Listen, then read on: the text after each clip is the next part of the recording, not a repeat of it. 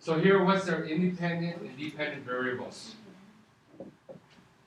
In other words, which variable is controlling the other? Well, before we get to what are our two variables to begin with? Start simple. What are our two variables? Austin. The monthly fee and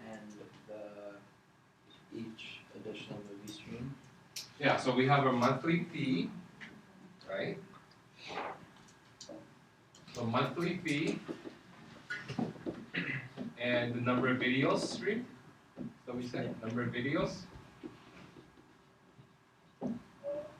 streamed. Okay. So those are the two things that have that relationship with one another. So which one is controlling the other? Which one is affecting the other? That's how you want to look at independent and dependent. So which one is the independent variable? Pooja.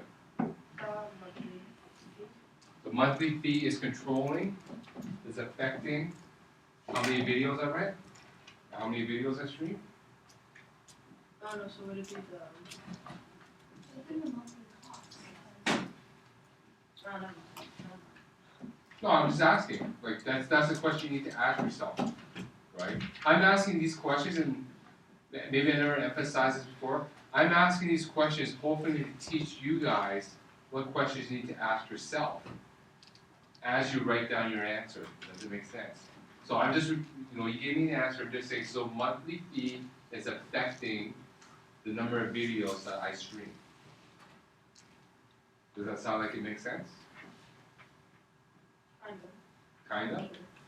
So if I pay $50 a month, that determines how many videos I'm going to stream that. I'm going to watch that one. Could, yeah. But that's not how we normally kind of do things. Megan? When's the independent and dependent variable supposed to be and just number of months? Well, we'll just talk about monthly fee. Like, so in 1 month, how much am I getting charged? No, but I don't see where the number of video games streamed comes into play. Well, because I'm getting charged for every video that I watch. I'm getting charged $2 for every video that I watch. So if I watch 10 videos that month, then I would get charged $20. If I only watch 1 video that month, I got charged additional $2. If I watch 100 videos that month, I get charged an additional $200. Right? So that's what this part means.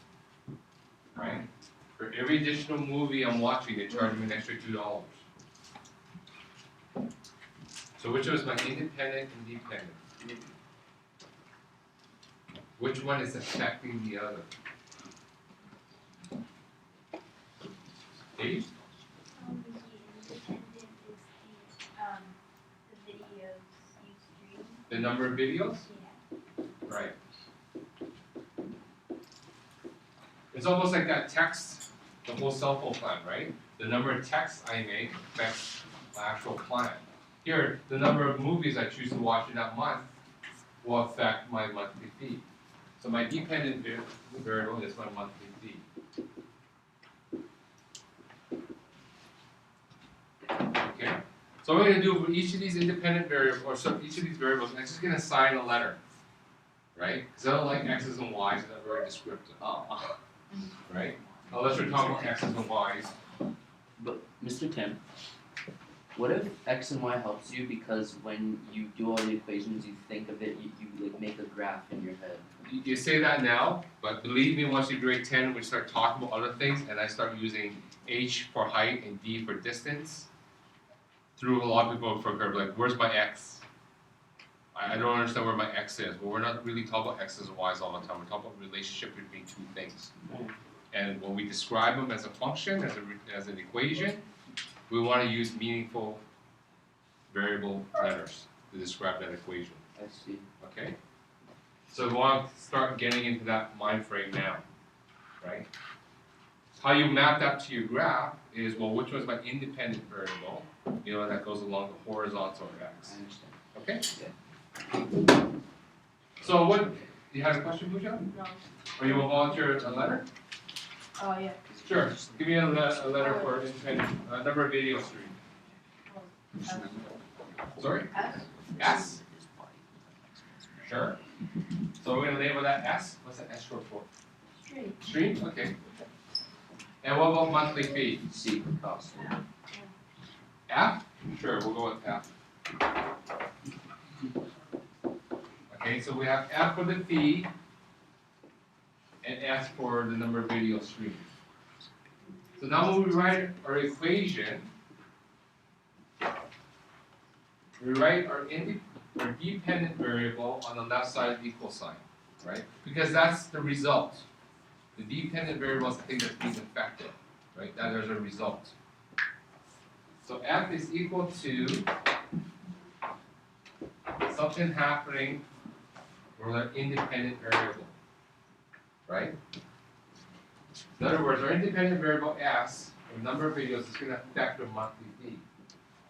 So what numbers do we need to plug into there to complete our equation? Jenny? 2S. Why 2S?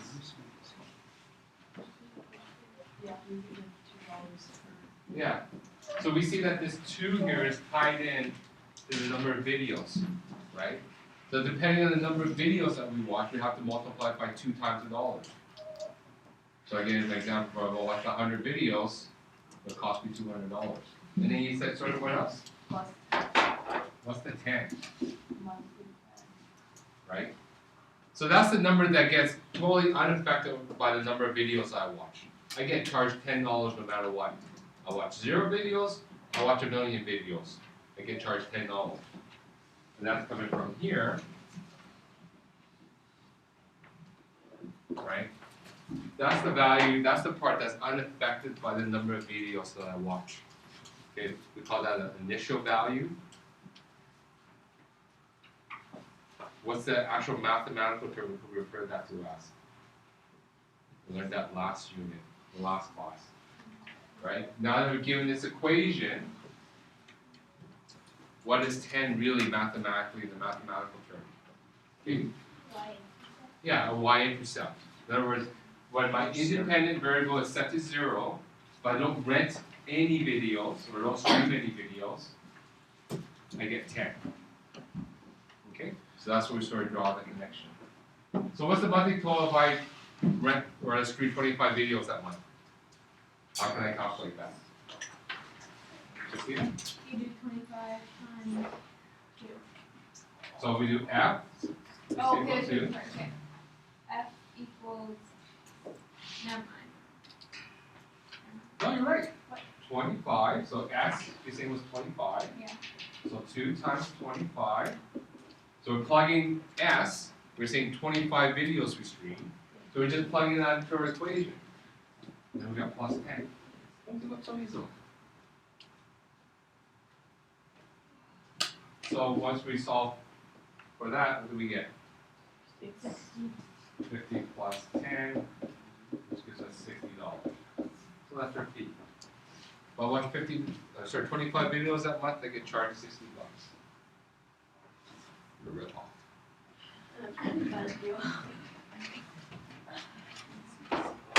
So here's another question. How many videos did I watch or did I stream if I got charged $100 that month?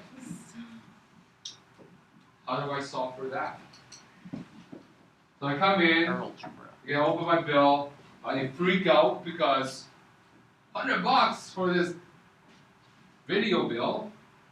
I know my son and daughter is up to something. I want to calculate, well, how many movies did they watch so I can start yelling at them? I want to yell at them with a concrete number. I can't believe you watched bleeping videos this month. Right? I want them bleeping with a number. How can I calculate that number? How you getting that, Megan? Why do you think that's wrong?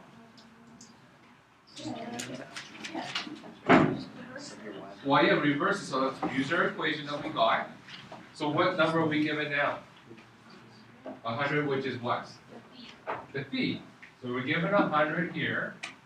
So now we're given 100 is equal to 2 times S plus 10.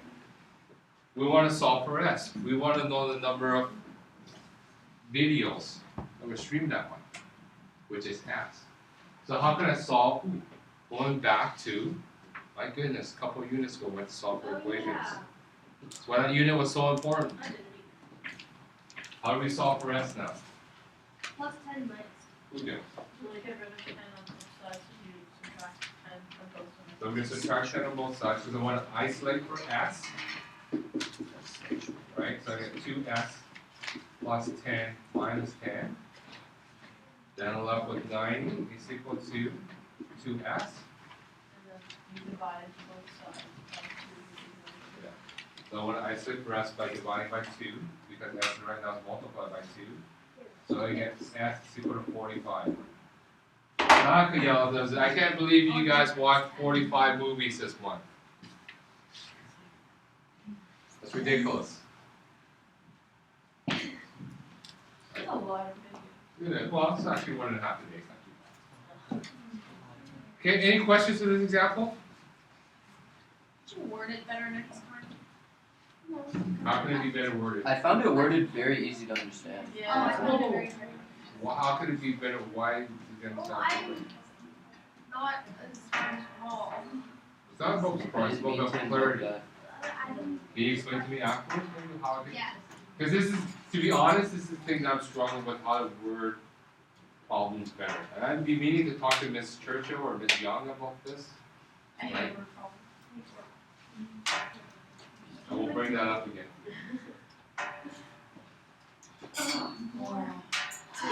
I thought this was a warm-up. No, I'm not going to do this, we'll just toss Thank it you. around. Yeah. You're the best. Yeah, those are some big numbers.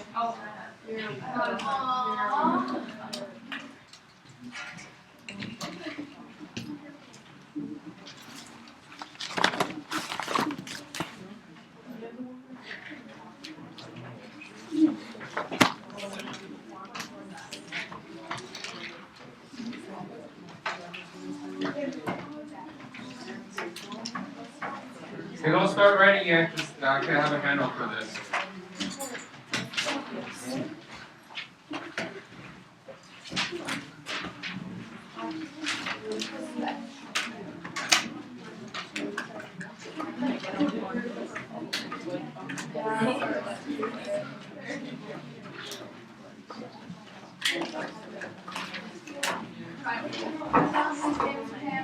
Thank you. Likewise. Thank you.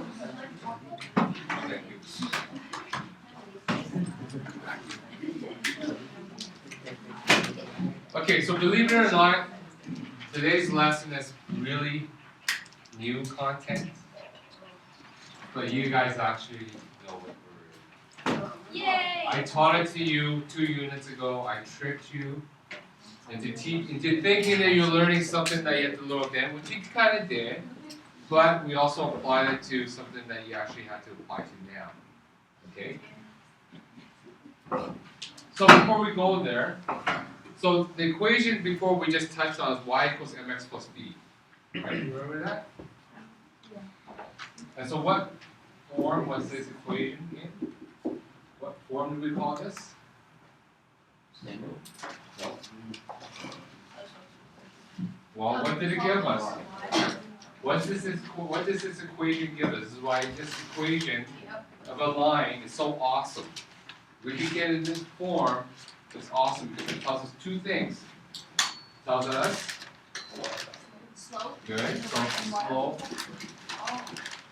y-intercept.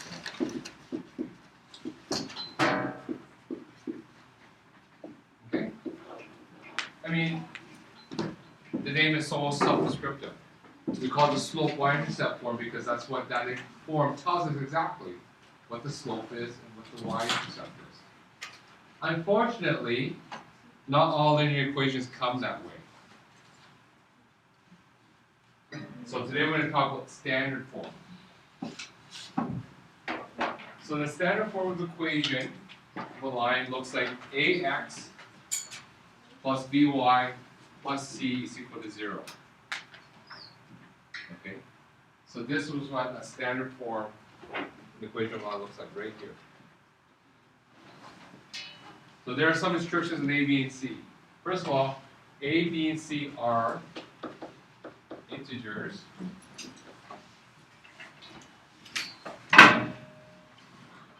Okay, and A cannot equal to 0 and B cannot be equal to 0 at the same time. Remember, you just can't have C is equal to 0. This makes mathematical sense. Okay? A is always a positive number.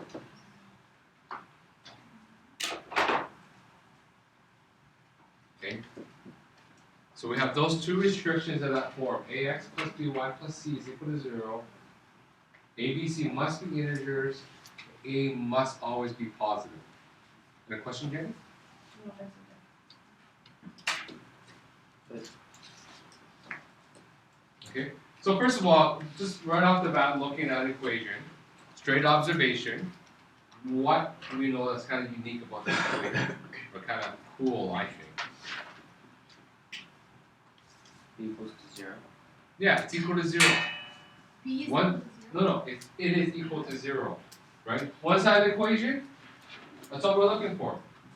Equal to 0, right? Everything else is on the other side. We just want this equation equal to 0. That's all it really means.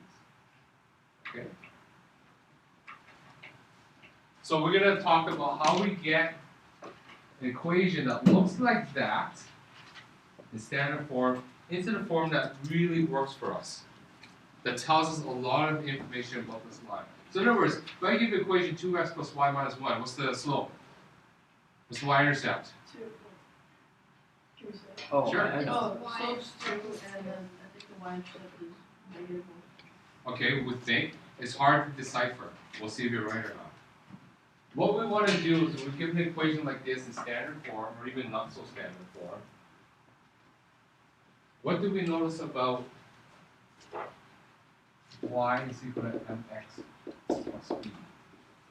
How can we describe that equation? We notice that in standard form, 0 is on one side, right? What's unique about this equation when it's written like this? I don't like it. It's the best form ever, believe me, for the It lines. is. I like the other one. Wait, Well, what's- which one? The Y and Yeah. Yes, this one. Oh, I like that one. Okay, but what is unique or special about how this is written? Before we notice that 0 was on one side of the standard form, how about this one? What's nice about this equation? Look at it, it's the straight observation. Looking on the equal side, what's on either side, what's cool about it?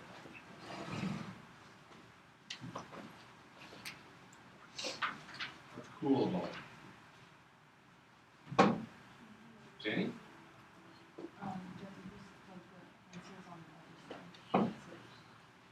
What do you mean the answers on the other side? You have mx plus b? Yeah. Was that really an answer? Right? I mean, we don't. It's just an equation, right? It's not really an answer to anything. We don't get answers here, start plugging in x and we get an answer for y. What's cool about this, the way this equation looks? Courtney? You know what all the numbers stand We know what all the numbers stand for. That's right. That's why this equation is cool. That's why it's so informative. But just the way it looks. What's unique about it? What's nice about it? There's not enough starting it. It's concise. It's concise. Yeah. Wait, are we talking about A? We're talking about this equation right here. What's nice about this equation?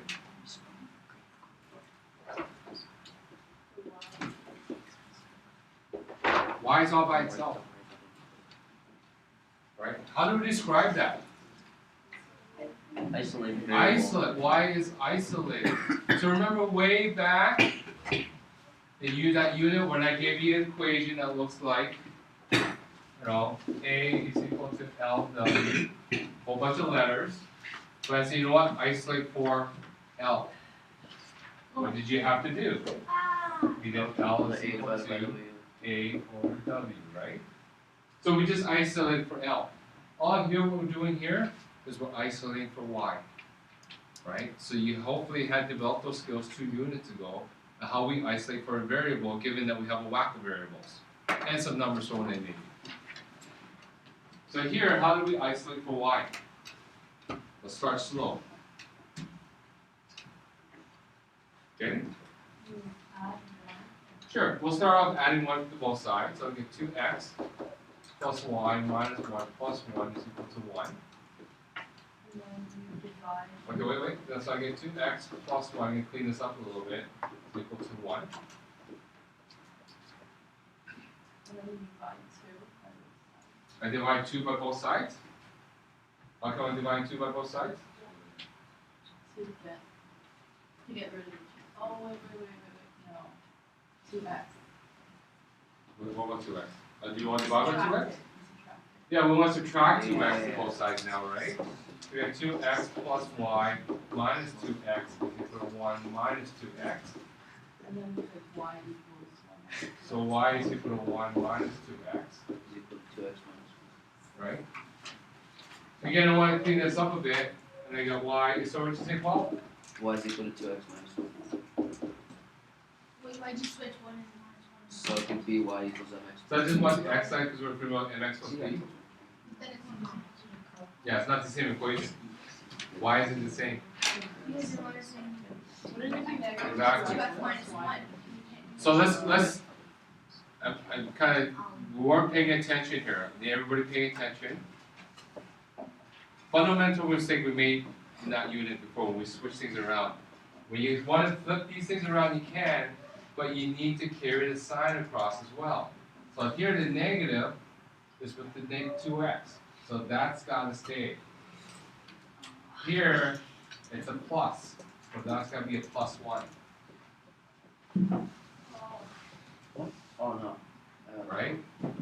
So yes, we could flip those terms, I could use that terminology now, we could flip those terms, but you need to carry the sign with that term as well. So now what is our slope? Negative 2x. Well, it's just negative 2, right? So which was wrong from our initial guess, the slope was 2. And what's our y-intercept? It's 1, and not negative 1, which we initially thought. So that's why, looking at this, it's a little bit hard to see where the slope is and where the y-intercept is. Even more difficult in example B.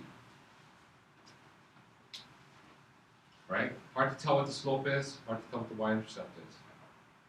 So how are we going to isolate for y here? The second one? Yeah, who's going to step me through B? Wants to try to step me through B? I think I need to pick on some new volunteers. I see people raising their hand all the time.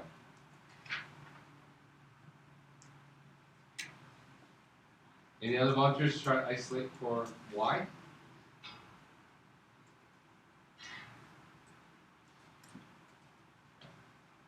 None? Either we're not sure or we're shy. I have to be cautious and have to venture on the side that we're not sure. How do we isolate for? How do we get y by itself? So what's the first thing we want to try to do?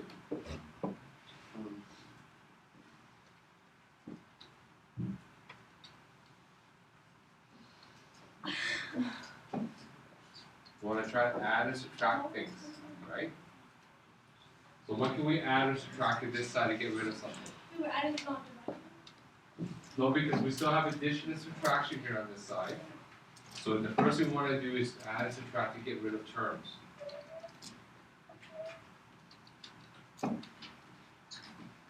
So who can help me out here? Michael? One add 4x both sides. So yeah, we'll just add 4x to both sides. We got minus 4x minus 5y plus 4x is equal to 1 plus 4x. So here I'm left with minus 5y. Don't lose that negative sign here. It's equal to, now I'm going to flip these two around. You have to? I don't have to, but I like that form y equals mx plus b. Right? And here, because both terms are positive, the signs keep. Now is y isolated? No, because there's still a black. Right, we want to divide, Positive. No, negative. no, because we have a negative 5 here. Oh. We want to divide both sides by negative 5. I got y is equal to 4x plus 1 all over negative 5. So is that my slope intercept form? Does that look familiar to us? No, No. -5. Because everything's divided by one fraction. What if we just times it? Well, we can't multiply something on this side because then y will want to be isolated. So what we're going to do is we're just going to break up our numerator here. So we just get 4x over negative 5 minus, actually plus 1 over negative 5. Right? So we're just going to split up, take the denominator, split it across the two terms on top. But this looks ugly, I hate to say. Not really mathematically nice to my eyes. Clean this up a little bit by saying, well, y is equal to just minus 4/5 x. Right, so we just treat this as a fraction, have the negative there. And a plus negative is just a negative.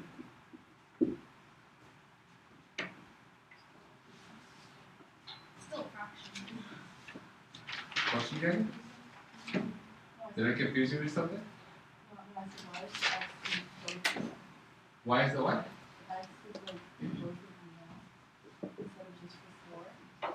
The x is just with the 4. But then good enough, it's when you didn't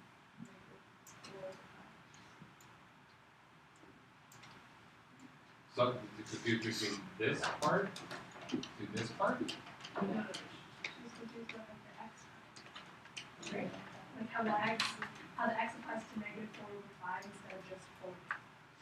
Oh, so I'm just going to treat this as my fraction. Just treat it as a fraction.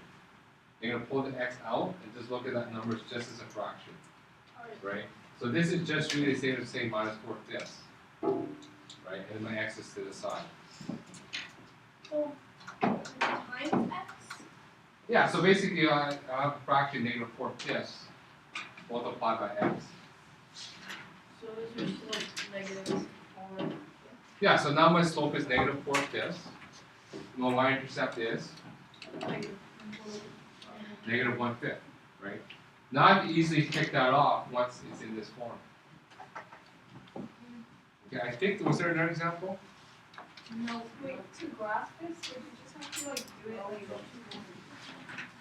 approximately? To graph it, I can graph a fraction. or you can change your scale. So each line, instead of being 1, it could be 1/5. Okay, That's very good. next one. Apparently it is. Okay, any questions on these two examples? On how we get to slope intercept form, right? So just think to yourself, I'm just isolating for y. Okay.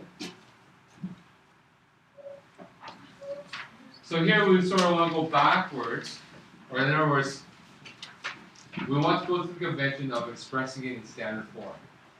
So we want to convert each of these equations to standard form. Like, why would we want to do that if standard form is less efficient? Because there's a common notation to how we represent equations. And Some people like it, I don't know why. So what is the key to doing this then? How do we transpose something like a, y squared negative 2/3 x plus 3 to standard form? Well, what was the observation that we made when I first showed it to you? What was kind of cool looking about this equation? Most of our letters, but what was on one side equals Jen?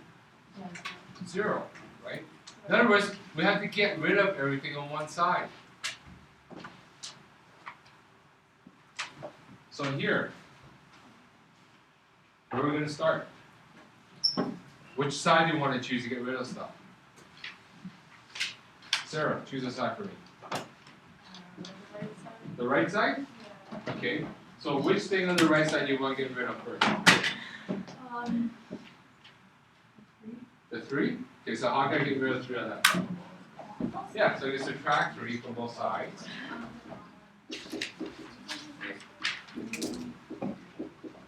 right? So that just leaves me with y minus 3 is equal to negative 2x.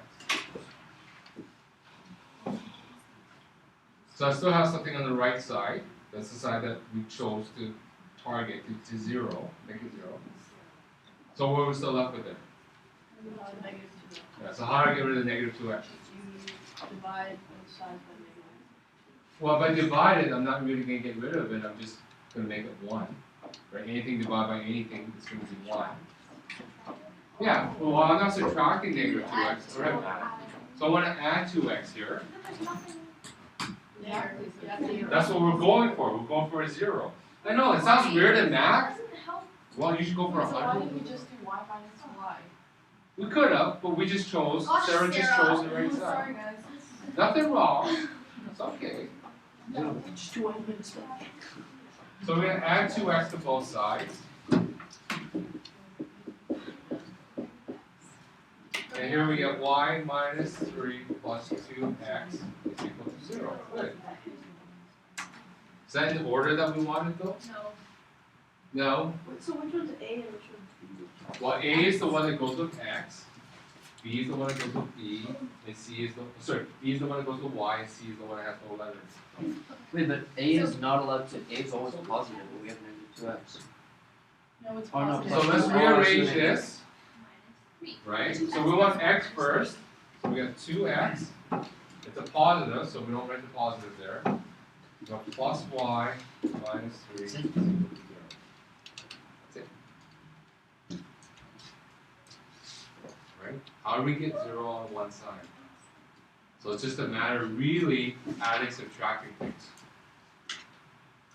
We're not going to divide, because divide doesn't give us 0. Adding and subtracting things gives us 0. Yes, Jamie? So for like the other two questions, all we do is y minus y, and then add it to the other side, and then that's it. So let's do that for B. So you want to do y minus y? No, but then you have So you do y minus y for this one, for B? So we do y minus y. So we put our minus 3 fifths x plus 10 minus y. Right? So now we got 0 is equal to minus 3 fifths x plus 10 minus y. So now I want to rearrange things, so that's x, y, and then non-letter. So I got 0. So my x is still first here. So 0 can be on the other side too? Yeah, because then we can flip it, right? If I have a is equal to b, I can flip it around to say b is equal to a. So I can just flip the whole thing. But would we be able to do that on like an evaluation, for example, just flip it and without even saying anything because you Yes, because I'm not, if you have 10 things on one side, I'm going to make you add, subtract 10 things. We know that, we understand that we have a is equal to b, we just flip the things on both sides completely. Okay. So negative 3x, here we got minus y, because we're going to bring this negative sign with the y, it's plus 10.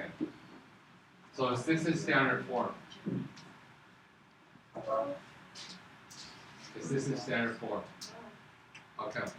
Because A is negative first of all, and then subtracting B. Good. So first of all, a is a negative, right? It's negative 3 fifths. So how can we change a negative to a positive? Oh, you take it to the other side? No? Not quite. How do we change a negative to a positive? Alright. Jenny? Okay, flip it. Flip it doesn't give us a... Well, if I have negative 3, how do I make that a positive 3? divided by negative 1. Divide by, or I can multiply by negative 1. Right? If I multiply by negative 1, you just change the sign on everything. So it is multiply negative 1 on both sides.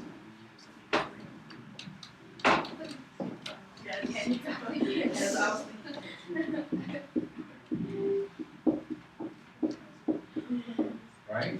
So I need to multiply it to the whole thing, right? What we do on one side, we need to do the other, but we're going to do it to the whole side of the other. Well, what's negative 1 times 0? So then everything's gonna be plus. What's negative 1 times 0? Zero. 0. Fernando. So here I just use the sign and everything. So it's 3/5 x plus y minus 10.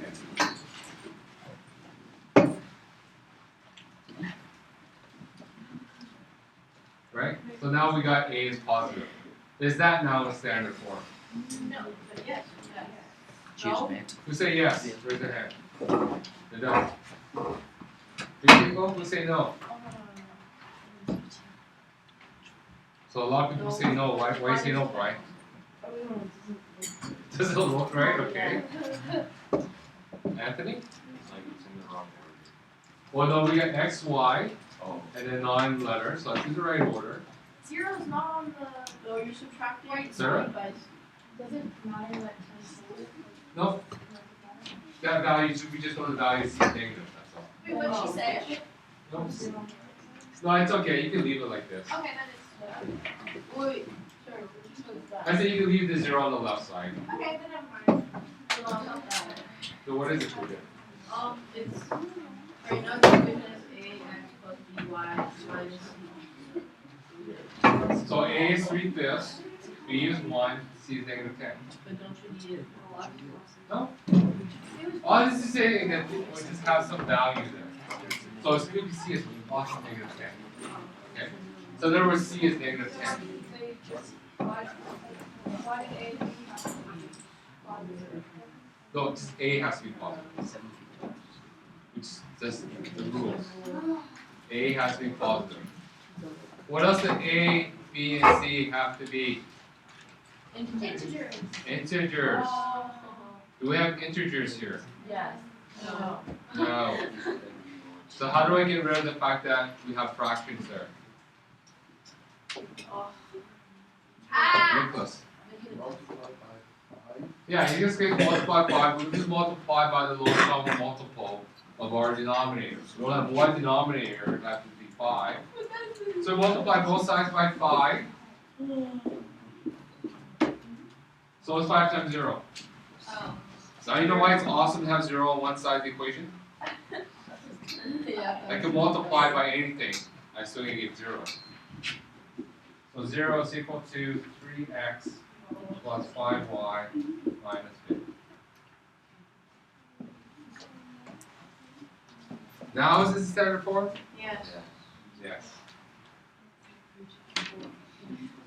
Okay. Last one you can kind of hopefully do by yourself? Yes. Yes? Speaking of homework, Oh.